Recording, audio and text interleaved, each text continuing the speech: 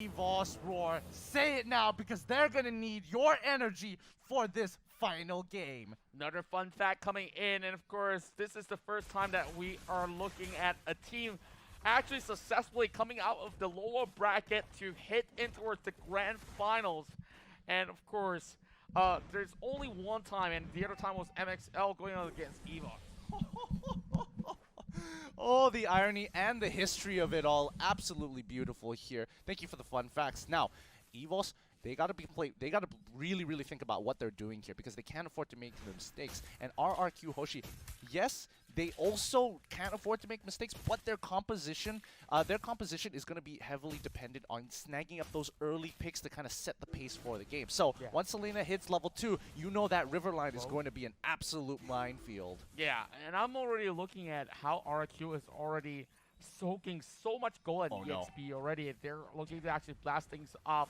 They have very small lead, but now members of EVOS are looking to catch on towards that first blood. Wait a minute, they didn't give... Oh, it looks like they didn't give Rexy the blue buff this time, so he has to be very conservative of his mana here, but takes away the red buff! Juan is forced to back away! They're gonna use Luminaire to secure this kill here, but R7 is trying to pick him up! Oh, the maximum impact from the middle lane! Sin did not miss when it mattered! They sacrificed 2 members to ensure that Juan is put behind! What a way to actually start off this final match of the day! And he did not miss. He doesn't really have a perfect line of sight to begin with.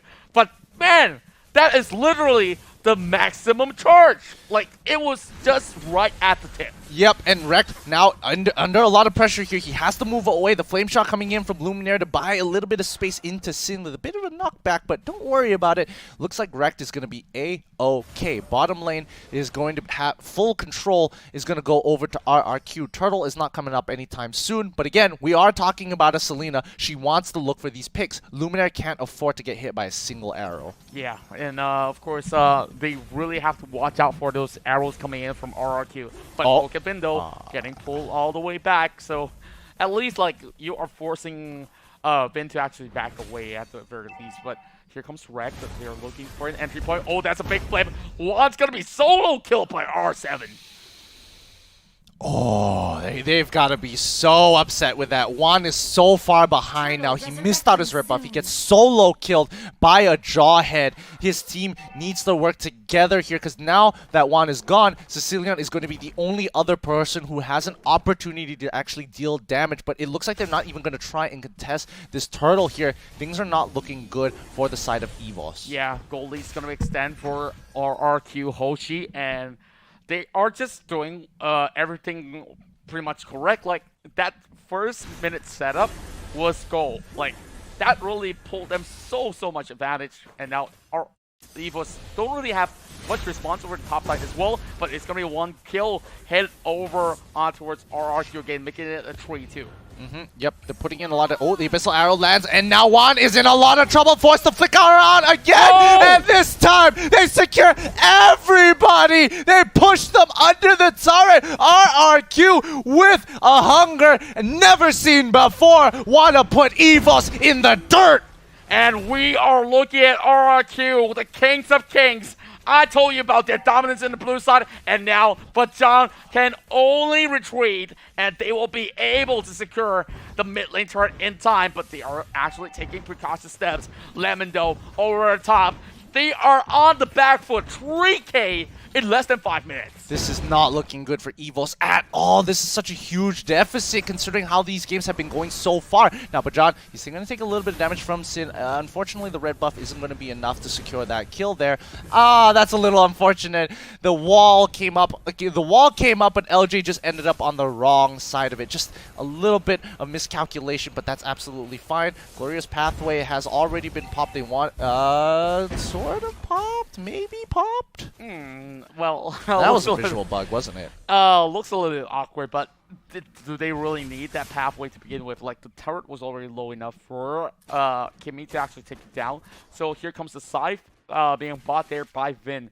Already 3-1, so it's pretty much a comfortable state for RQ members. So where do they look for goal? EVOS Legends, they don't really have the most powerful of composition to burst people down at this point. And you can already see that the level disparity is becoming evident here. 5k goal lead in favor of RRQ, and we know what happens when RRQ gets a goal lead. You don't get to breathe. You don't get to go into your own jungle. They're just gatekeeping them from touching any of the buffs. No lethal wanderers have been achieved by EVOS from this point on into the game. The river is absolutely dangerous. Blue buff, they can't even touch it. LJ, he gets the initial stun onto Luminaire and absorbs an entire Rhapsody there just to make sure they can secure that blue buff. And Sin, he's having the time of his life. He's getting all the space he needs. Yeah, and I'm looking at how they are just easily securing every single one of all these leads. And the scary part is they can't easily just walk through members of EVOS right now. Like, look at LJ. He's not phased by all these 4 members, and they are looking for a dive. Yeah, and great disengage coming in for the side of EVOS here. They push LJ away, they clear the waves, but they will be losing this mid-tier 2 for now. Wrecked on the other side, looking for an option. Lemon here to clear things up. And, you know, funny enough, we were talking with Faraz just now about, hey, Lemon feels kind of awkward on these like Terizla picks, and all of a sudden he's on Esmeralda, and they're smurfing a little bit. Oh yeah, I mean, now he's definitely looking back on shape. So, of course, when life gives you Lemon, you might be making a champion out of it. Yeah, like, oh boy. Oh, Wrecked, he's in so much trouble. He's going to clear the way if he wants. He's willing to sacrifice himself here, and he's going to hop right over the wall the moment he's cleared these last 2 waves. He's playing with fire here. He can't take any more damage. The shield, he develops a shield for himself. He quickly regenerates as quickly as possible. He needs to click the emblem before he goes out, but the slow is a little too much coming in from Sin.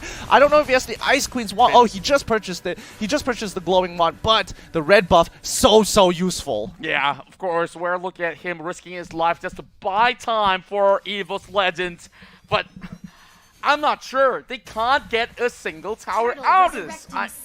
I can't believe it. Like, this is definitely one of that sort of a finals where it has been the cleaner final games that we have ever seen. Yeah, and look at Bajan, he has to buy the Oracle. He just doesn't have a choice because the amount of damage coming up, especially magic damage from the side of RRQ, is insane. And look at the build coming in from Kimmy. He didn't want to go for a Blade of Despair or into the Blade of Despair into the Ice Queen's wand. Oh wait, hold up here. The backline's in a lot of trouble. One, he's getting caught off more times than he should. He got chunked out for literally all his life there. He only has 10% left, and yeah, coming back to what Kimmy built, that Genius wand literally is genius because they know that that EVOS will optimize their items to have more magic resist. Yeah, and now I'm looking at RRQ here, of course.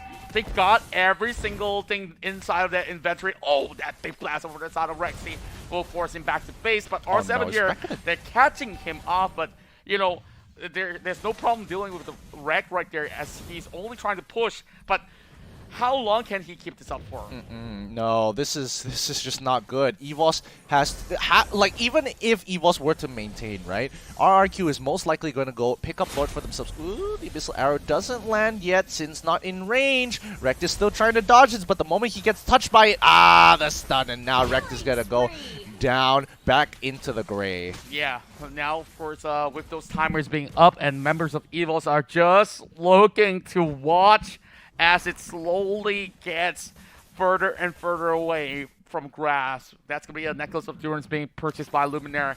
But you're looking at John here, trying to actually force some members of RQ's attention aside, and here comes EVOS. Should be able to actually defend this one. But look at this. 70 more seconds before the load, but here is another fun fact for you. For the first time ever when it met, RQ Lemon is the only player that has played in the El Clasico since Season 2.